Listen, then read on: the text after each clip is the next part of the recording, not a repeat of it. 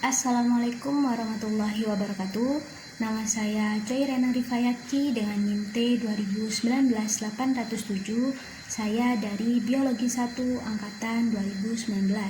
Saya masuk ke dalam kelompok 1 mata kuliah Sejarah Peradaban Islam dan Islam Nusantara. Di sini saya akan menjelaskan tentang periode Khulafaur Rasyidin. Jadi periode Khulafaur Rasyidin ini adalah periode di mana pemerintahan ini dikendalikan oleh para Khulafaur Rasyidin atau sahabat Nabi Muhammad SAW yang sangat dipercaya dan sangat dekat dengan Rasulullah serta mengikuti jejak-jejak perjalanan dakwah Rasulullah. Pada awal masa Khulafaur Rasyidin ini, umat muslim itu mengalami krisis konstitusional atau merupakan krisis pemerintahan. Jadi karena Nabi Muhammad SAW itu tidak memberikan wasiat untuk menjelaskan siapa pengganti beliau untuk menggantikan kekhalifahan, jadi umat muslim ini mengalami krisis konstitusional. Tetapi karena krisis itu banyak dari sebagian kaum atau suku itu keluar dari kekuasaan Madinah dan tidak mau atau menolak adanya khalifah. Selain itu juga banyak yang murtad.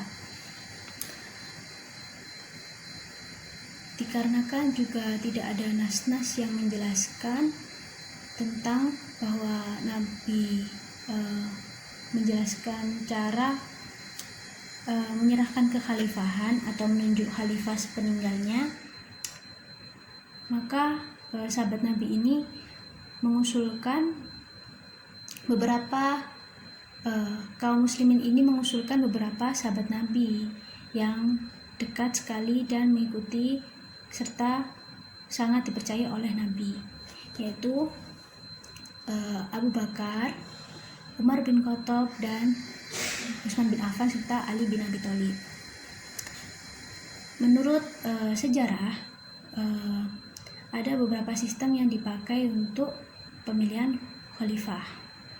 Jadi yang pertama menyerahkan kepada ahlu wali wal aqli. Itu semacam kayak dewan yang sekumpulan orang yang berhak untuk memilih dan memberhentikan khalifah serta pemerintahannya. Jadi kayak dewan majelis gitu. Lalu setelah itu ada lagi sistem lain seperti bisa dari usulan dan pemilihan, tetapi ditetapkannya itu tetap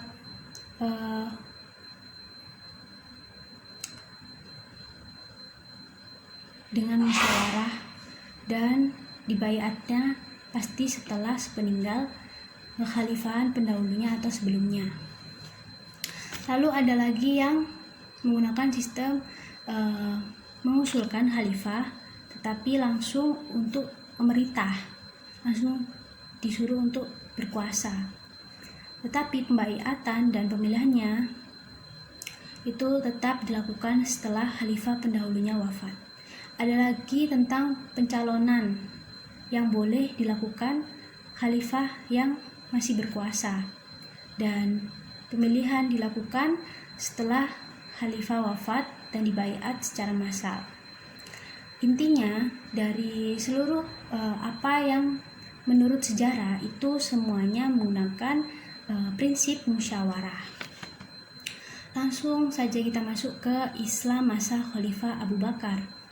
Jadi pada masa Khalifah Abu Bakar ini, Abu Bakar itu berhasil mengembalikan umat Islam yang bercerai-berai setelah sepeninggal Rasulullah SAW. Selain itu juga berhasil memperluas wilayah kekuasaan Islam dan menggunakan sistem politik bersifat sentral atau seluruh kekuasaan ada di tangan khalifah. Tetapi meskipun begitu, Khalifah Abu Bakar ini tetap menggunakan jalan musyawarah untuk menetapkan suatu keputusan dan tetap patuh terhadap amanat Baitul Mal atau seperti sistem keuangan negara yang dijalankan sesuai syariat Islam. Lalu juga memiliki konsep pemerintahan.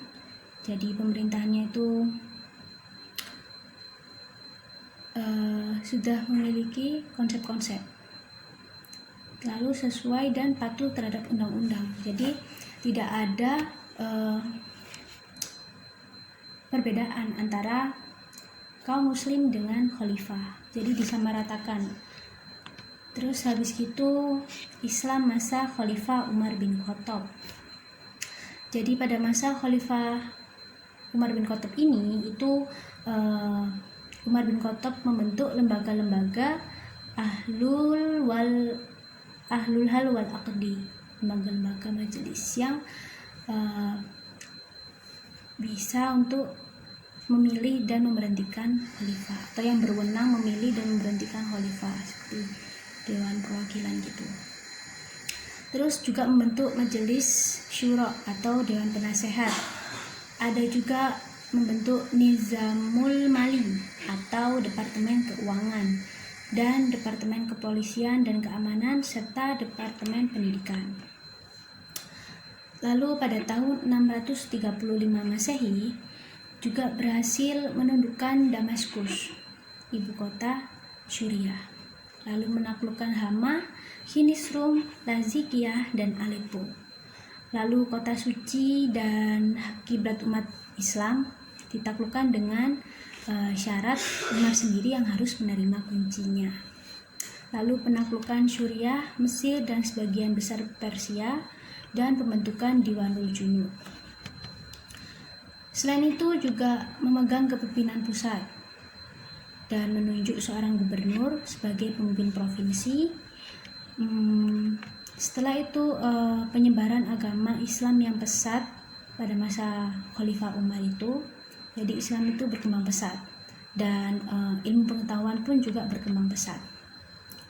Lalu pada masa Islam, masa Khalifah Utsman bin Affan. Jadi Khalifah Utsman bin Affan ini pada tahun 30 Hijriah atau 650 Masehi itu pasukannya yang diarahkan, pasukan muslimnya itu berhasil menguasai Khurazan. Ya. Lalu Utsman bin Affan ini juga berhasil melakukan kerjasama dengan penduduk Armenia. Di sisi lain, negara-negara yang masuk masa pemerintahan Utsman bin Affan itu mesti masuk Islam. Pada masa pemerintahan Utsman bin Affan itu ada Barkoh, Tripoli Barat, sebagian selatan negeri Nubah, Armenia, dan beberapa bagian Tabaristan. Bahkan tentara Islam telah melampaui Sungai Jun atau Amu Darya, negeri Bal atau Baktria, Hara Kabul, Gazasna di Turkistan. Selain itu juga ada pembangunan armada pertama dalam sejarah dunia Islam. Jadi pada masa Utsman bin Affan ini baru muncul adanya pembangunan armada pertama dalam sejarah dunia Islam. Karena pada masa itu untuk memerangi kerajaan Romawi. Terus habis gitu menyusun mushaf Al-Quran yang dikumpulkan istri Nabi Muhammad SAW, yaitu Siti Hafsah. Jadi Utsman bin Affan ini juga membantu umat muslim dengan menyusun mushaf Al-Quran yang dikumpulkan dari istri Nabi Muhammad SAW, yaitu Siti Hafsah, karena sebelumnya itu mengandung pengertian-pengertian yang berbeda-beda. Jadi agar tidak terjadi kesalahpahaman atau kesalahpenafsiran, akhirnya Utsman bin Affan ini mengumpulkan dari istri Nabi Muhammad SAW. Disusun dari mushaf Al-Quran yang dikumpulkan dari istri Nabi Muhammad SAW. Lalu Utsman bin Affan ini dibunuh pada saat membaca Al-Quran, yaitu 35 Hijriah atau 17 Juni 656 Masehi, dan menimbul berbagai gejolak pintu perang saudara. Jadi setelah Utsman bin Affan ini meninggal, terbukalah banyak perang saudara. Terus habis itu masuk ke Islam masa Khalifah Ali bin Abi Thalib. Saat Ali bin Abi Thalib ini itu Utsman bin Affan meninggal, itu langsung umat muslim memilih Khalifah Ali bin Abi Thalib sebagai penggantinya, dan itu dilakukan secara langsung, jadi lebih cepat. Tetapi karena pada masa itu banyak sedikit pemerintahan atau raja-raja besar atau saudara-saudara itu tidak di Madinah, akhirnya sebagian kaum muslim itu tidak menyetujuinya gitu. Lalu ditambah dengan keluarga Utsman bin Affan, yaitu keluarga Umayyah, di mana keluarga Umayyah ini takut saat Ali diangkat sebagai khalifah akan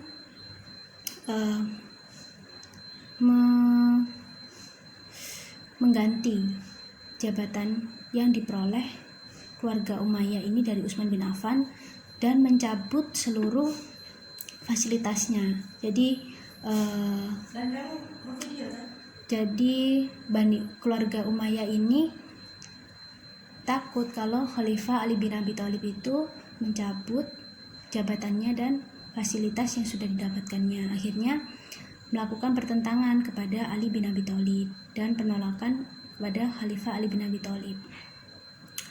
Selain itu juga banyak raja-raja besar yang takut bahwa karena tahu Ali bin Abi Thalib ini sangat adil dalam memerintah, dan sama seperti Umar bin Khattab, raja-raja besar seperti gubernur Syria itu takut kalau akan tidak mendapatkan fasilitas.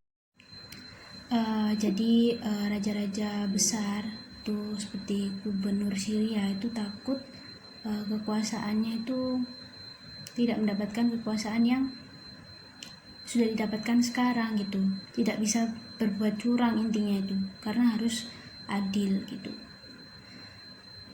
Lalu karena banyak dari raja-raja besar dan keluarga Umayyah, akhirnya terjadi pergolakan atau serangan-serangan dari beberapa kelompok.